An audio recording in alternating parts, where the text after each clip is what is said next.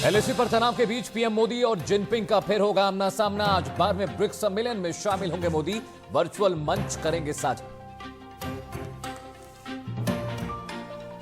शपथ ग्रहण के साथ ही काम पर नीतीश सरकार कैबिनेट की पहली बैठक आज 23 नवंबर से विधानसभा का सत्र बुलाए जाने पर बनाई जाएगी सहमति। राजस्थान सीएम अशोक गहलोत ने कपिल सिब्बल पर साधा निशाना, कहा पार्टी के आंतरिक मसलों को मीडिया में लाने की जरूरत नहीं थी। आज से शुरू होगा मालाबार नौसैनिक अभ्यास का दूसरा चरण। अमेरिकी युद्धपोत निमित्ज भी होगा शामिल। भारत, अमेरिका, जापान और ऑस्ट्रेलिया की नौसेनाएं दिखाएंगी अपना दमखम। हिमाचल उत्तराखंड में जबरदस्त बर्फबारी, मैदानी इलाकों में बढ़ी ठंड। उत्तर भारत के कई राज्यों में आज बारिश का अनुमान। और हार को स्वीकार नहीं कर पा रहे अमेरिकी राष्ट्रपति डोनाल्ड ट्रंप, ट्वीट कर फिर से बोले, मैं ही जीता अमेरिकी राष्ट्रपति का चुनाव।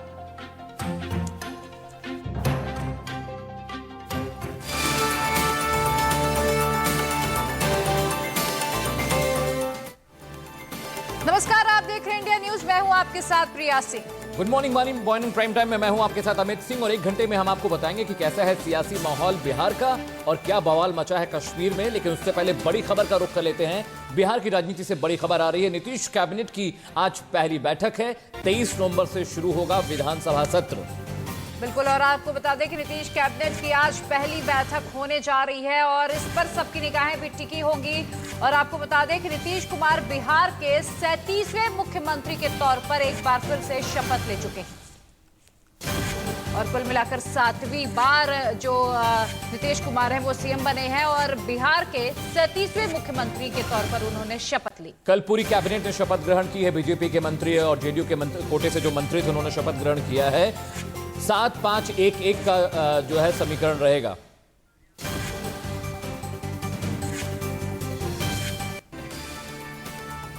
तो नीतीश कुमार बिहार के एक बार फिर से मुख्यमंत्री बन गए हैं। उन्होंने 7वीं बार सीएम पद की शपथ ली है।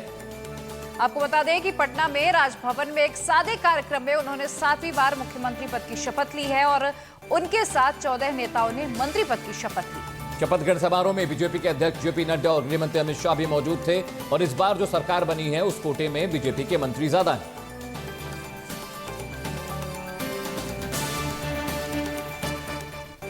तो एक वक्त ऐसा था जब चुनाव हारकर नीतीश कुमार ठेकेदारी करने का मन बना चुके थे, लेकिन किस्मत और उनकी लगन ने उनका साथ दिया और बिहार के मुख्यमंत्री बने और बनते ही चले गए। फैसला है उसी के अनुरूप फिर से एनडीए की सरकार बनी है। हम लोग मिलकर काम करेंगे, जनता की सेवा करते रहे, जनता की सेवा करते रहेंगे। जनता का फैसला है उसी के अनुरूप फिर से एनडीए की सरकार बनी है। हम लोग मिलकर काम करेंगे, जनता की सेवा करते रहे, जनता की सेवा करते रहेंगे। बीजेपी के विधायक तारकिशोर प्रसाद ने मुख्यमंत्री नीतीश कुमार के बाद शपथ ली।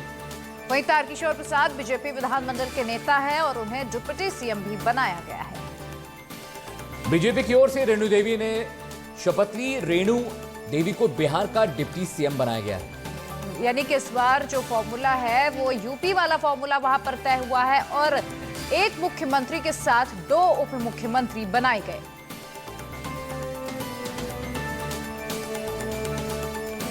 और बिहार में जिस तरह का सियासी समीकरण चल रहा था, यह बात क्लियर नहीं थी कि 2 डिप्टी सीएम की नियुक्ति किया जाएगी, क्योंकि कुछ बड़े और नाम थे जिनका लिस्ट में नाम था कि वो भी डिप्टी सीएम बन सकते हैं। लेकिन लगातार 2 तस्वीरें हम आपको दिखा रहे हैं। उन 2 तस्वीरों में आप देख सकते हैं कि तारकिशोर और रेणु देवी ने बतौर डिप्टी सीएम शपथ ली है।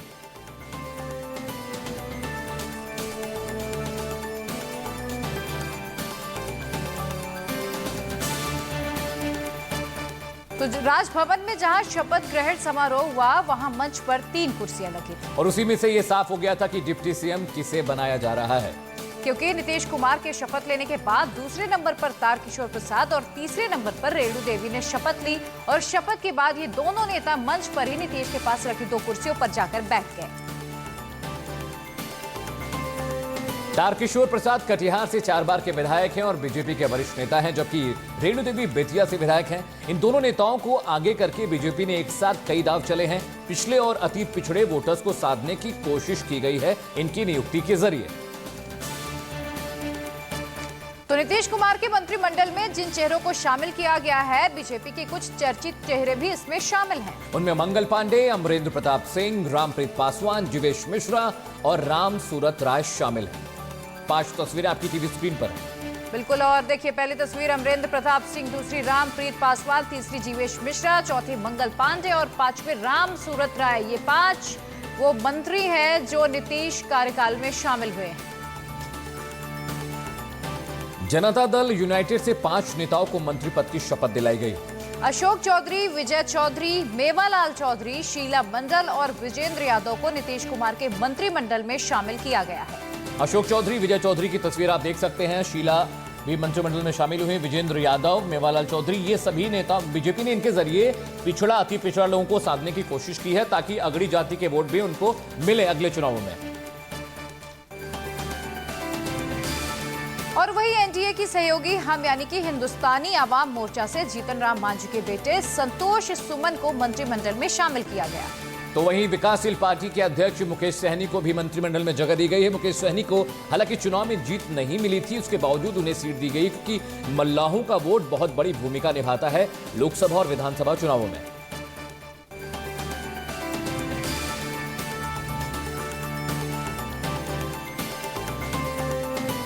तो शपथ ग्रहण के बाद डिप्टी सीएम रेणु देवी से हमारे संवाददाता ऐश्वर्य जैन ने खास बातचीत की है। इस दौरान उन्होंने क्या कुछ कहा है, सुनिए जरा।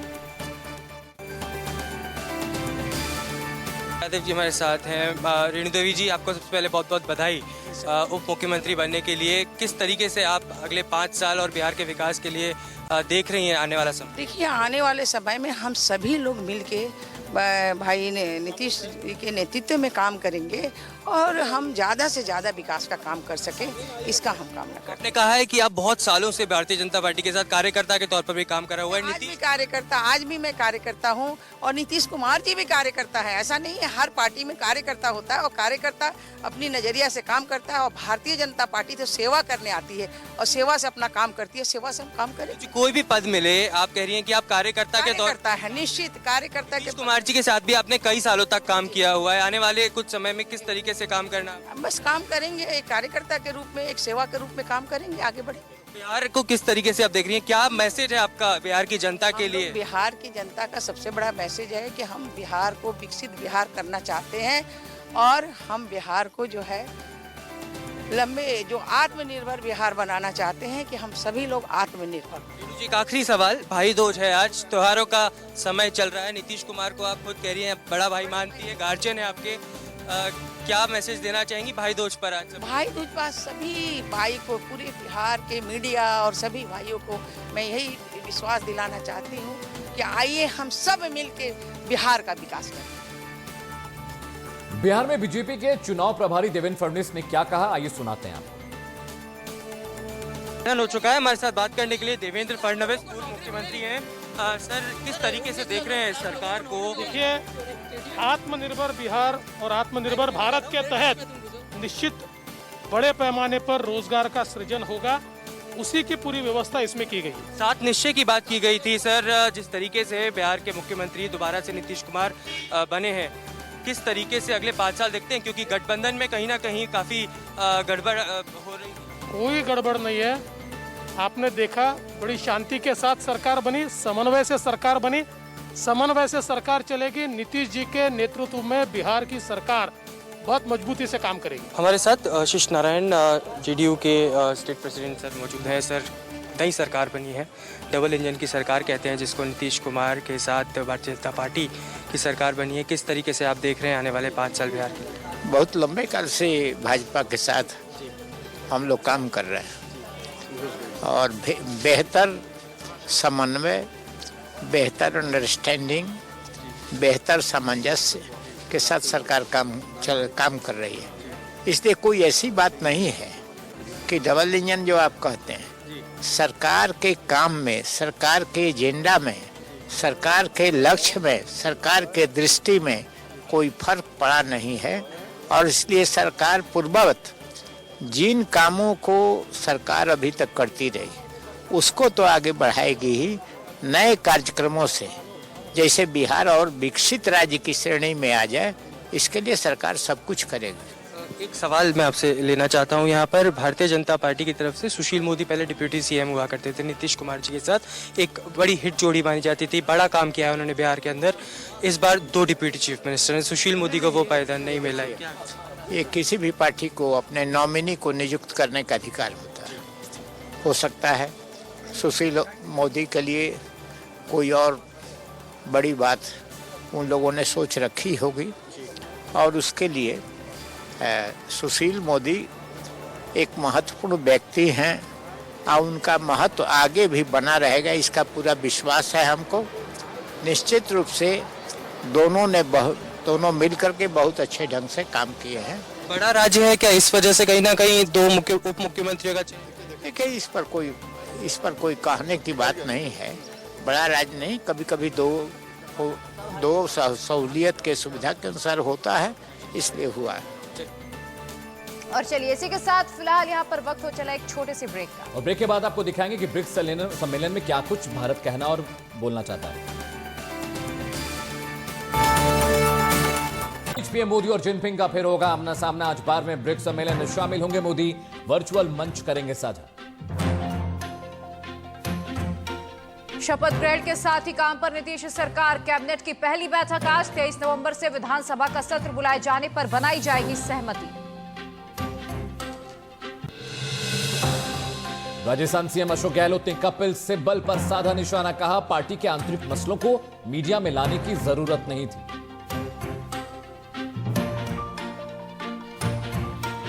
आज से शुरू होगा मालाबार नौसैनिक अभ्यास का दूसरा चरण। अमेरिकी युद्धपोत निमित्ज भी होगा शामिल। भारत, अमेरिका, जापान और ऑस्ट्रेलिया की नौसेनाएं दिखाएंगी दमखम। हिमाचल, उत्तराखंड में जबरदस्त बर्फबारी, मैदानी इलाकों में बढ़ी ठंड। उत्तर भारत के कई राज्यों में आज बारिश का अनुमान।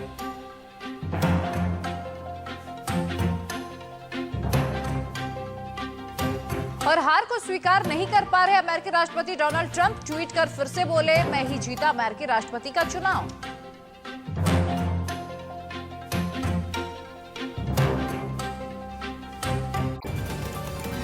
हैदराबाद में बाढ़ राहत के नाम पर 10,000 रुपए लेने के लिए भीड़ उमड़ पड़ी। यहां के रामनाथपुर ई सेवा केंद्र के बाहर लोगों ने सोशल डिस्टेंसिंग की बिल्कुल परवाह नहीं की।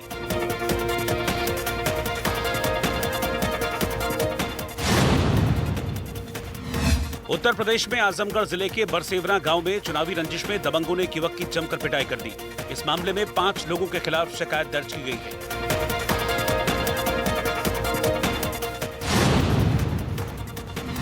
उत्तर प्रदेश में अमरोहा के Delhi Lucknow national highway number 24 पर लंबा जाम लग गया। इस वजह से लोगों को खासी परेशानी का सामना करना पड़ा।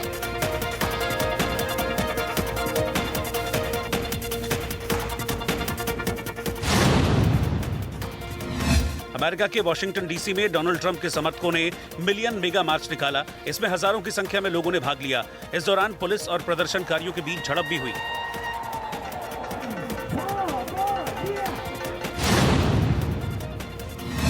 मध्य प्रदेश के झाबुआ जिले में एक पुलिस अधिकारी को गब्बर के स्टाइल में डायलॉग मारना महंगा पड़ गया। कल्याणपुरा के थाना प्रभारी KL डांगी को इस संबंध में विभाग ने कारण बताओ नोटिस जारी कर दिया है। कल्याणपुरा से 50 किलोमीटर की दूरी पर जब बच्चा रोता है तो माँ कहती है चुप हो जा बेटा, नजर डांगे आ जाएगा। बिहार में नीतीश कुमार के गृह जिले नालंदा के कल्याण बीघा गांव में लोगों ने जमकर जश्न मनाया। नीतीश कुमार के 7वीं बार सीएम बनने पर लोगों ने गुलाल उड़ाया, पटाखे छोड़े और मिठाइयां बांटकर एक दूसरे को बधाई दी।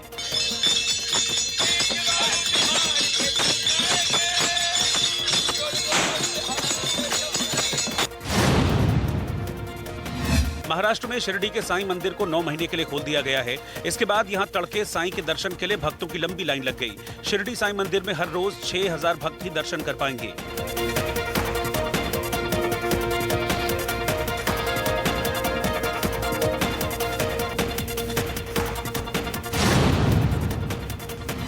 उत्तराखंड के रुद्रप्रयाग जिले में भारी बर्फबारी हुई, जिसका बाबा केदारनाथ धाम पहुंचे श्रद्धालुओं ने जमकर लुत्फ उठाया। यहां बर्फबारी की वजह से सभी जगह बर्फ की मोटी चादर बिछ गई।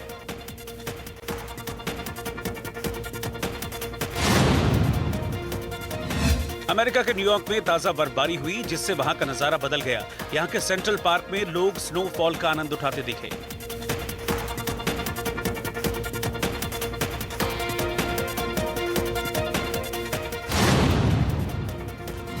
एलन मस्क की रॉकेट कंपनी स्पेसएक्स और अमेरिकी अंतरिक्ष अनुसंधान एजेंसी नासा ने अंतरिक्ष जगत में एक नया मकाम हासिल कर लिया है। नासा ने स्पेसएक्स के साथ मिलकर टेस्ला द्वारा तैयार किए गए फॉल्कन 9 अंतरिक्ष यान के जरिए 4 यात्रियों को अंतर्राष्ट्रीय अंतरिक्ष स्टेशन पर भेजा है।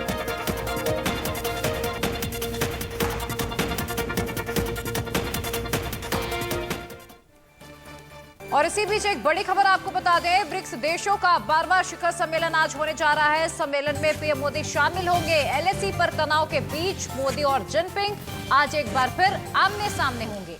और अगर ये दोनों आमने सामने होंगे तो बड़ा मुद्दा यही होगा कि एलएसी पर जिस तरह से तनाव बना हुआ है उस तनाव को किस तरह से खत्म किया जाए, क्योंकि चीन इस बात पर राजी हुआ था कि डीएस्केलेशन की पॉलिसी को दोनों देश फॉलो करेंगे और दोनों मुल्क धीरे धीरे अपनी सेनाओं को पीछे भगाएंगे। साथ ही साथ जो हथियार हैं, जो बंकर्स हैं, उनको भी तोड़कर यथास्थिति बहाल करने की कोशिश की जाएगी। और इधर पीएम मोदी ने स्टैच्यू ऑफ पीस का अनावरण किया है। प्रधानमंत्री नरेंद्र मोदी ने राजस्थान के पाली में जैन संत आचार्य विजय वल्लभ सूरीश्वर जी की 151वीं जयंती पर स्टैच्यू ऑफ पीस का अनावरण किया। इस मौके पर पीएम ने कहा कि स्टैच्यू ऑफ पीस विश्व शांति, अहिंसा और सेवा का प्रेरणा स्रोत बनेगी। चेन्नई में उद्योगपति नटराजन ने जमीन विवाद में 2 लोगों पर गोली चला दी। दोनों घायलों को अस्पताल में भर्ती कराया गया है। आरोपी नटराजन को पुलिस ने गिरफ्तार कर लिया है। तमिलनाडु के मदुरई में एक शख्स की दिन दहाड़े एक गिरोह ने हत्या कर दी। हत्या एक व्यस्त सड़क पर गला काटकर की गई और पीड़ित का सर धड़ से अलग कर एक चर्च के बाहर फेंक दिया गया। बिहार में नीतीश कुमार के गृह जिले नालंदा के कल्याण बीघा गांव में लोगों ने जमकर जश्न मनाया। नीतीश कुमार के 7वीं बार सीएम बनने पर लोगों ने गुलाल उड़ाए, पटाखे छोड़े और मिठाइयां बांटकर एक दूसरे को बधाई दी।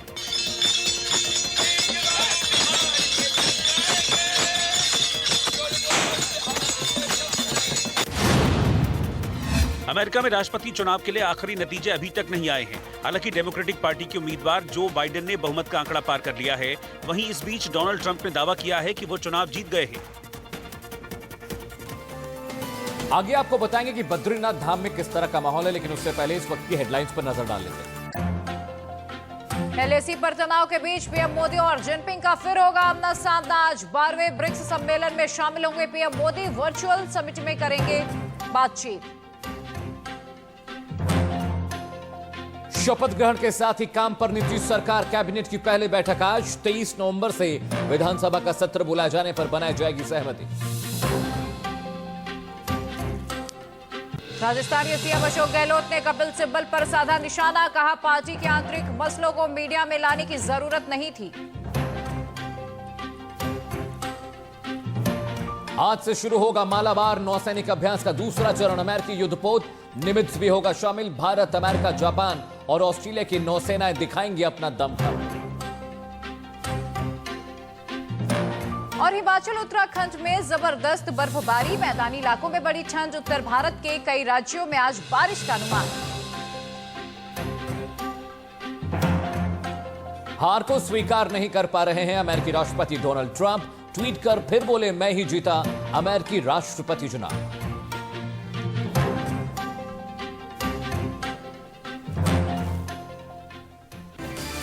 और इसी बीच आपको एक बड़ी खबर बता देते हैं। आज से शुरू होगा मालाबार युद्धाभ्यास। 20 नवंबर तक अरब सागर में चलेगा ये युद्धाभ्यास। बंगाल की खाड़ी में हुआ था युद्धाभ्यास का पहला चरण। अमेरिका, जापान, ऑस्ट्रेलिया इस युद्धाभ्यास में शामिल हो रहे हैं और इस युद्धाभ्यास के जरिए, इस वॉर प्रैक्टिस के जरिए सीधा संदेश चीन को देना है। और इस वॉर प्रैक्टिस में निमित्स भी शामिल होगा, जो अपने आप में दुनिया का सबसे बड़ा वॉरशिप है।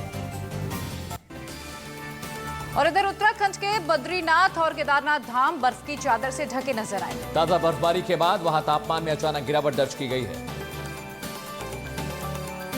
इससे पहले तड़के मौसम ने करवट ली और केदारनाथ में बर्फबारी शुरू हो गई, जिससे मानो दर्शन करने पहुंचे श्रद्धालुओं के मन की मुराद बाबा केदार ने पूरी कर दी हो, क्योंकि केदारनाथ धाम में कपाट बंद होने से पहले इस तरह बर्फबारी हुई।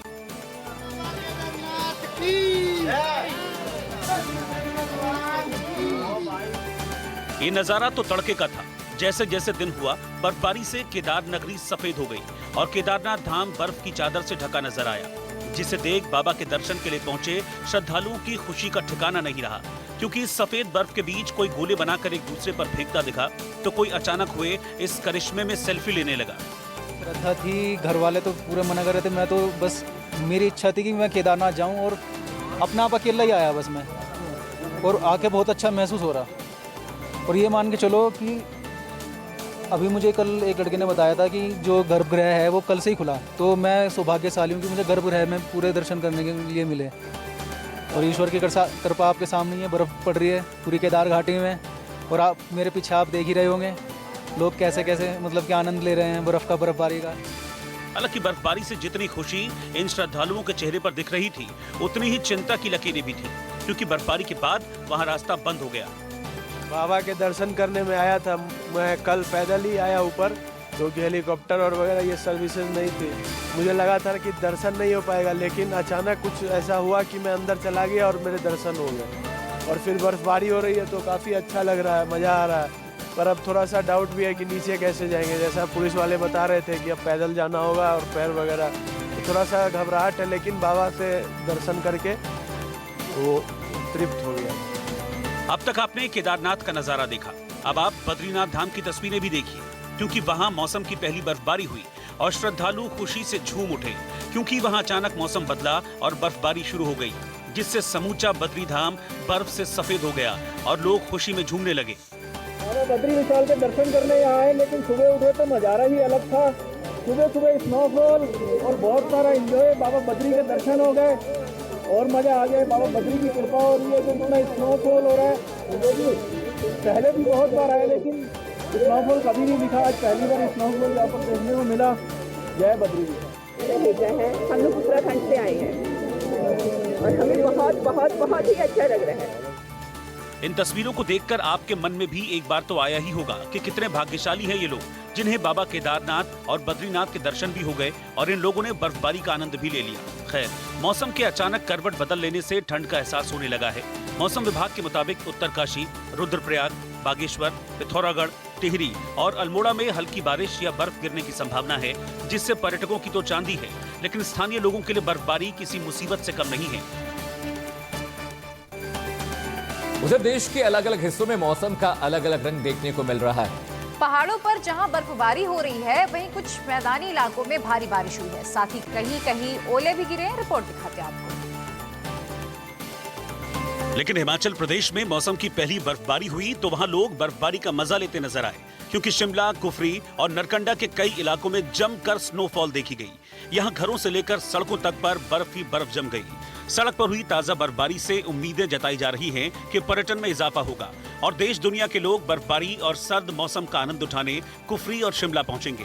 हालांकि स्नोफॉल से होटल मालिकों के चेहरे खिल उठे हैं, वहीं इस बर्फबारी से किसानों और बागवानी करने वाले भी खासे उत्साहित हैं। नवंबर महीने के मध्य में कभी ज्यादातर कभी हमने ये नहीं पाया कि बर्फबारी हुई है। इसका सीधा फायदा बागवानों को होने वाला है। 2020 में जो ये बर्फबारी हुई है, लगता है कि हमें उम्मीद है कि आने वाला जो वर्ष 2021 होगा, उसमें हम किसानों बागवानों की फसल बहुत भरपूर होगी इस बर्फबारी से।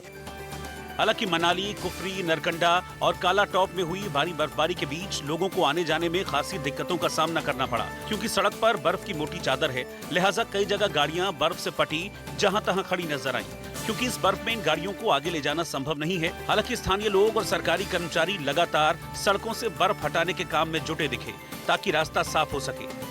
4 महीने के बाद मौसम लगा है, हमारे को बहुत खुशी की बात है कि मौसम लगा। इसी बात का इंतजार था कि कब मौसम बरसे, और ऐसा काफ़ी सालों के बाद हुआ है कि नवंबर में ही इतनी बर्फबारी देखने को मिली हमारे को। उधर मौसम विभाग के मुताबिक हिमाचल में ऐसे हालात आने वाले कुछ दिनों तक बने रह सकते हैं। आने वाले जो दिन है, अगले 24 घंटों में जो मिनिमम टेम्परेचर है उसमें और ड्रॉप होंगे। 2 से 3 डिग्री तक टेम्परेचर मिनिमम ड्रॉप हो सकते हैं, लेकिन जो दिन के तापमान है वो थोड़े राइज करेंगे। इस बीच लाहौल स्पीति में बर्फबारी के बीच मनाली काजा सड़क बंद कर दी गई, लेकिन किन्नौर होते हुए काजा घाटी हिमाचल से जुड़ी रहेगी। जानकारी के मुताबिक मनाली काजा रूट अब अगले साल गर्मियों में ही बहाल होगा। कुल मिलाकर हिमाचल में पहली बर्फबारी से जहां पर्यटक और इससे जुड़ा रोजगार करने वालों की खुशी का ठिकाना नहीं है, वहीं बर्फ ने गाड़ियों के पहिए भी थाम दिए हैं। और इधर राजधानी दिल्ली में लॉकडाउन लगाने से सत्येंद्र जैन ने इनकार कर दिया। इस रिपोर्ट को देखिए। देश की राजधानी दिल्ली में दोबारा लॉकडाउन लगाने की अटकलों पर स्वास्थ्य मंत्री सत्येंद्र जैन ने विराम लगा दिया है। सत्येंद्र जैन ने कहा कि फिर से लॉकडाउन लगाना प्रभावी कदम नहीं होगा, बल्कि सभी का मास्क पहनना ज्यादा फायदेमंद होगा। सुप्रीम कोर्ट के जज यू ललित ने जगन मोहन के खिलाफ दायर याचिकाओं पर सुनवाई से खुद को अलग कर लिया है। इन याचिकाओं में आंध्र प्रदेश के मुख्यमंत्री वाईएस जगन मोहन रेड्डी के खिलाफ न्यायपालिका पर आरोप लगाने के मामले में कार्रवाई करने का आग्रह किया गया है। सुप्रीम कोर्ट ने उत्तर प्रदेश के हाथरस कांड की पीड़िता के घर जा रहे केरल की पत्रकार सिद्दीकी कप्पन की गिरफ्तारी के मामले में यूपी सरकार को नोटिस जारी कर जवाब मांगा है। सिद्दीकी कप्पन 5 अक्टूबर से जेल में हैं। त्योहारों के मौके पर यूपी परिवहन निगम ने 377 बसें लोगों की सुविधा के लिए शुरू की हैं। ये बसें उत्तर प्रदेश के नोएडा से अलग अलग जनपदों के लिए चलाई जा रही हैं। देश में लगातार तीसरे महीने थोक महंगाई दर में इजाफा हुआ है। अक्टूबर माह में थोक महंगाई दर बढ़कर 1.48% पहुंच गई। फरवरी के बाद थोक मुद्रास्फीति का ये सबसे ऊंचा आंकड़ा है। दिवाली बली प्रतिपदा के मौके पर घरेलू शेयर बाजार बंद रहा। सोमवार को बॉम्बे स्टॉक एक्सचेंज और नेशनल स्टॉक एक्सचेंज में कारोबार नहीं हुआ। 17 नवंबर को फिर से शेयर बाजार में सामान्य तौर पर कारोबार शुरू होगा। और अब बात महाराष्ट्र की कर लेते हैं। महाराष्ट्र में 8 महीने के बाद सभी धार्मिक स्थलों को खोल दिया गया है, जिसके बाद मंदिर में भक्तों की लंबी लाइन देखने को मिली। तीन तस्वीरें आपको दिखा रहे हैं। देखिए, सिद्धि विनायक मंदिर मुंबई, वृक्षण मंदिर मुंबई और साई मंदिर शिरडी जैसे ही धार्मिक स्थलों को खोला गया, श्रद्धालुओं का तांता लग गया। लंबी कतारें दिख रही हैं। भगवान के दर्शन करने के लिए, अपने इसके दर्शन करने के लिए भारी संख्या में भक्तगण पहुंच रहे हैं। महाराष्ट्र भर में आज फिर से एक बार मंदिर समेत सभी धार्मिक स्थल जो है शुरू हो चुके हैं और इस वक्त मैं जू के इस्कॉन मंदिर में हूँ। जू के इस्कॉन मंदिर में जो है फिर से एक बार जो है रौनक शुरू हो गई है। आज जो है दिवाली का जो त्योहार जो चल रहा है 3 दिन का, भैया दूज का जो है आज दिन है। विक्रम संवत नया साल जो है शुरू हो चुका है और फिर से एक बार जो है मंदिरों में रौनक शुरू हो गई है। यहाँ पर आप देखिए कि किस तरीके से जो है पूजा पाठ जो है यहाँ चल रहा है। साथ में ही जो है कुछ महिलाएं जो है यहाँ पर पूजा का जो सामान है वो बना रही है। महिलाओं को आप देख सकते हैं। महाराष्ट्र में 9 महीने से सभी धार्मिक स्थल जो है बंद थे, लेकिन आज से जो है सभी धार्मिक स्थलों को खोल दिया गया है। आज से समूचे महाराष्ट्र राज्य में धार्मिक स्थल खुल चुके हैं और इस वक्त हम मौजूद हैं सिद्धि विनायक मंदिर के पास और आप मेरे इर्द गिर्द की तस्वीरें देख सकते हैं। सबसे पहले तो हम आपको बता देना चाहेंगे, सिद्धि विनायक मंदिर जो है बहुत ही प्रख्यात मंदिर है। यहाँ पे श्रद्धालुओं की अक्सर भीड़ उमड़ी रहती है और अब क्योंकि कोरोना काल है और काफ़ी कुछ बदल चुका है, आप इस पर नज़र डालिए। ये सिद्धि विनायक गणपति मंदिर न्यास की तरफ से सिद्धि विनायक टेम्पल ऐप है और आप इसमें जितनी भी डिटेल्स हैं आप इसमें देख सकते हैं। एक ऐप क्रिएट किया गया है जिसमें लाइव दर्शन आप देख सकते हैं, गणेश आरती आप देख सकते हैं और बुकिंग्स करा सकते हैं। ये बेहद महत्वपूर्ण है यहाँ पर, क्योंकि अब आपको यहाँ पर आके कतार में खड़े होने की आवश्यकता नहीं है। आप अपनी बुकिंग करा सकते हैं या QR कोड से स्कैन करके अपना मंदिर आने का वक्त भी जान सकते हैं। और अगर यहाँ पे कमेटी मेंबर्स की माने तो इन्होंने जब मीडिया से बातचीत की, रूबरू हुए, तो सिद्धि विनायक मंदिर की तरफ से ये फरमान जारी हुआ था कि प्रति घंटे केवल 100 श्रद्धालुओं को ही अंदर भीतर छोड़ा जाएगा। और इस करीब 9 महीने बाद मुंबई के और महाराष्ट्र के सभी धार्मिक स्थल खुल गए हैं और आज वो पहला दिन है जब तमाम भगवान के और तमाम मस्जिद में कहें या फिर गुरुद्वारा में कहें, तमाम जगहों पर जाकर लोग दर्शन कर रहे हैं। हम आपको तस्वीरें दिखा रहे हैं इस वक्त मुंबई के प्रसिद्ध मुंबा देवी मंदिर। मुंबा देवी वह मंदिर है जिसके नाम से मुंबई का नाम पड़ा और यह मंदिर पिछले 9 महीने से बंद था, लेकिन आज जब खुला है तो आप देखिए यहाँ पर भक्तों का लाइन लगा पड़ा है। लोग लाइन लगाकर यहाँ पर दर्शन कर रहे हैं। हालांकि सुरक्षा के लिए जो चाक चौबंद इंतजाम जो होने चाहिए खासतौर पर कोरोना के लिए, वह यहाँ पर किए गए। देखिए यहाँ पर सिक्योरिटी गार्ड किए गए हैं, यानी इनके हाथ में सैनिटाइजर है। जो भी भक्त आ रहे हैं इनको सैनिटाइज पहले हाथ करवाया जा रहा है, उसके बाद उनका टेम्परेचर चेक किया जा रहा है, उसके बाद ही उन सभी लोगों को अंदर छोड़ा जा रहा है। इसके अलावा इतना ही नहीं, बल्कि आपको हम दिखाते चलेंगे अंदर की तस्वीरें कि हर जगहों पर देखिए टेम्परेचर का यहाँ पे मशीन लगाया गया ताकि कोई भी अगर आता है तो उसका टेम्परेचर चेक हो सके। इसके अलावा यहाँ पर एक टनल बनाया गया है, यानी इसके अंदर से जाने के बाद जो भी अगर कोई कीटाणु होंगे तो जाहिर सी बात है कि इसके अंदर आने से उन सभी का तमाम चीजें नुकसान नहीं हो पाएगी। एक तरफ तो मंदिर, उसके अलावा मस्जिदों को भी खोल दिया गया है, मज़ारों को भी खोल दिया गया है। जहां पे भक्त आ रहे हैं, गुरुद्वारे, दरगाह सब खोलने की तैयारी हो गई है। वहां पे भी भक्तों का तांता लगा हुआ है। बिल्कुल, महाराष्ट्र में महज मंदिर ही नहीं बल्कि उद्धव सरकार ने मस्जिद, गुरुद्वारे, दरगाह सब खोलने की इजाजत दे दी है। लिहाजा वहां भी भीड़ देखी गई, लेकिन धार्मिक स्थलों पर कोरोना गाइडलाइंस का सख्ती से पालन करने की हिदायत दी गई है।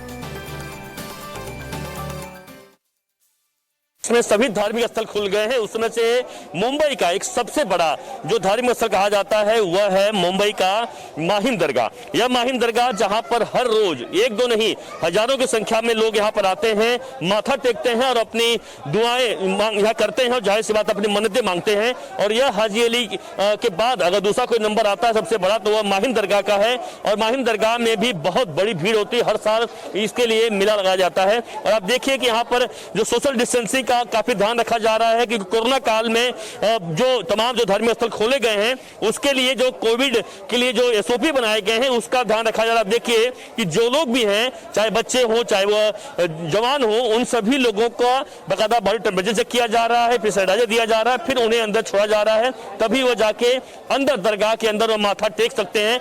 हम आपको दिखा रहे हैं इस वक्त तो मुंबई का मशहूर हाजी अली दरगाह, ये आप देख रहे हैं इस वक्त तस्वीरें हाजी अली दरगाह की। यही जो जगह है हाजी अली दरगाह है जहां पर भारी संख्या में देश ही नहीं बल्कि देश विदेश के तमाम ऐसे सैलानी जो होते हैं जो यहाँ पर आते हैं, माथा टेकते हैं इस दरगाह पर। और इस दरगाह का जो महत्व है काफी अहम है और यही वजह है कि यहाँ पे कोई धर्म जात की बात नहीं करें और यहाँ पर हर धर्म के लोग यहाँ पर आके माथा टेकते हैं। लेकिन अगर हम एक मुस्लिम समुदाय की बात करें तो एक बहुत बड़ा आस्था का जगह है और इसीलिए इस जगह पर लोग जरूर जब दिन में यहाँ पर हमेशा नमाज पढ़ने की बात करें, हर चीजों को यहाँ पर जरूर आके अपनी यहाँ पर मुरादें मांगते हैं। और इस जगह पर आप देखिए कि तमाम सुविधाएं की गई हैं। देखिए जो लोग भी आ रहे हैं यहाँ पर दरगाह में माथा टेकने के लिए उनको सैनिटाइजर दिया जा रहा है, हाथ साफ करना होगा। इसके अलावा यहाँ पर टेम्परेचर रखा गया है, यानी टेम्परेचर लोगों को चेक किया जा रहा है कि उनका टेम्परेचर सही है या नहीं सही है, उसके बाद ही उन्हें अंदर छोड़ा जा रहा है। हम मौजूद हैं मुंबई के बहुत ही फेमस माउंट मेरी चर्च में जो कि बांद्रा में स्थित है।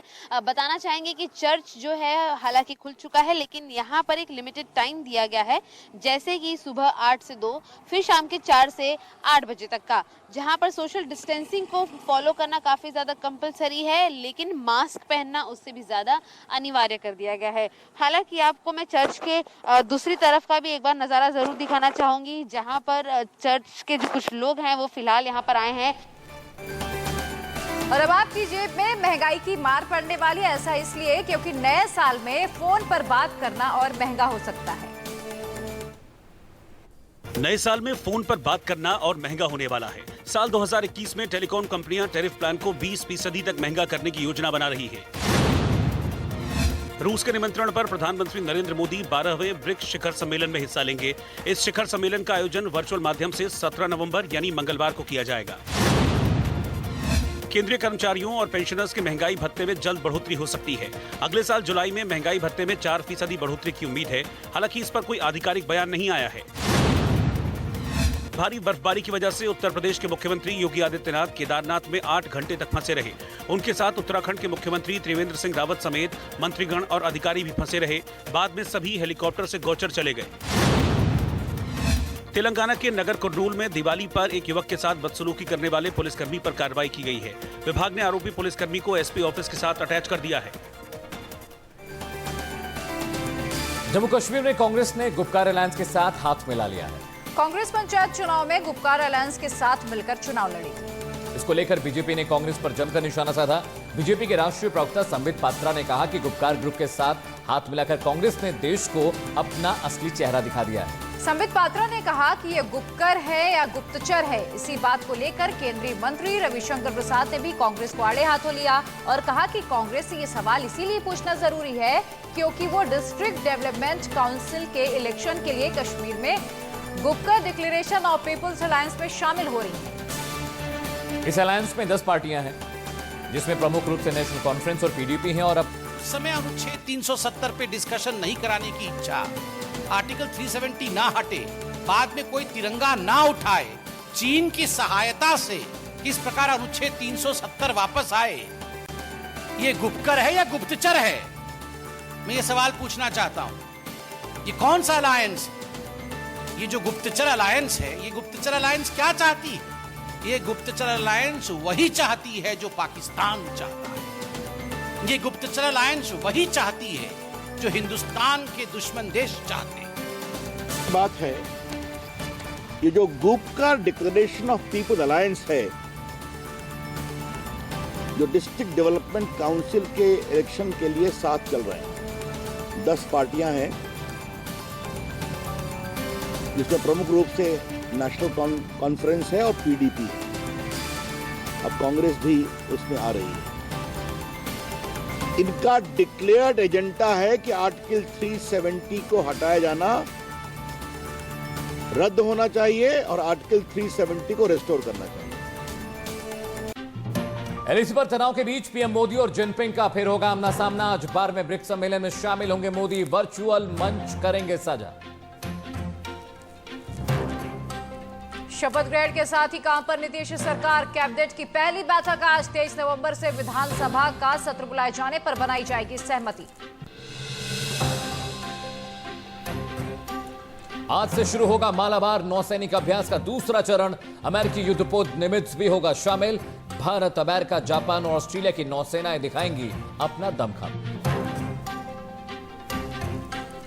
हिमाचल उत्तराखंड में जबरदस्त बर्फबारी, मैदानी इलाकों में बड़ी ठंड। उत्तर भारत के कई राज्यों में आज बारिश का अनुमान। यूपी सीएम योगी आदित्यनाथ आज जाएंगे बद्रीनाथ धाम। उत्तराखंड सीएम त्रिवेंद्र रावत भी होंगे साथ। बर्फबारी के बाद केदारनाथ में 8 घंटे फंसे योगी। इधर दिल्ली में कोरोना हो रहा है बेकाबू। बीते 24 घंटे में 3,797 नए मामले सामने आए, 99 लोगों की मौत।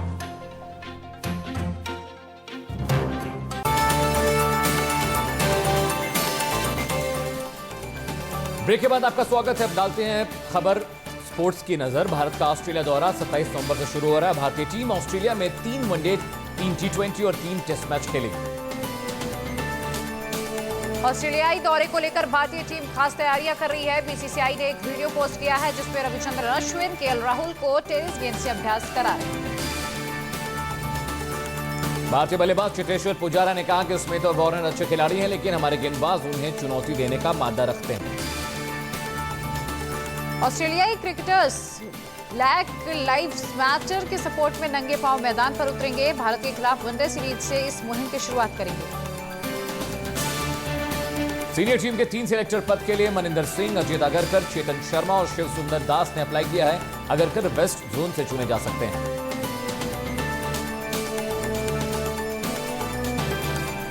और अब नजर एंटरटेनमेंट की खबरों पर। शुरुआत करते हैं। लड़कियों का ग्रुप डांस इंस्टाग्राम पर वायरल हो रहा है, इसे लोग बार बार देख रहे हैं।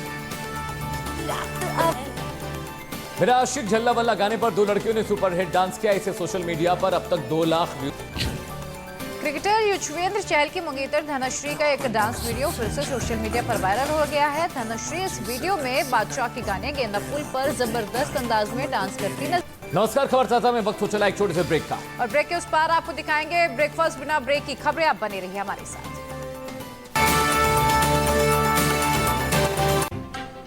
शपथ ग्रहण के साथ ही काम पर नीतीश सरकार। कैबिनेट की पहली बैठक आज 23 नवंबर से विधानसभा का सत्र बुलाए जाने पर बनाई जाएगी सहमति। आज से शुरू होगा मालाबार नौसैनिक अभ्यास का दूसरा चरण। अमेरिकी युद्धपोत निमित्ज भी होगा शामिल। भारत, अमेरिका, जापान और ऑस्ट्रेलिया की नौसेनाएं दिखाएंगे अपना दमखम। हिमाचल, उत्तराखंड में जबरदस्त बर्फबारी, मैदानी इलाकों में बड़ी ठंड। उत्तर भारत के कई राज्यों में आज बारिश का अनुमान। यूपी के सीएम योगी आदित्यनाथ आज जाएंगे बद्रीनाथ धाम। उत्तराखंड के सीएम त्रिवेंद्र सिंह रावत भी होंगे साथ। बर्फबारी के बाद केदारनाथ में 8 घंटे फंसे योगी। दिल्ली में कोरोना हो रहा है बेकाबू। पिछले 24 घंटे में 3,797 नए मामले सामने आए, 99 लोगों की मौत।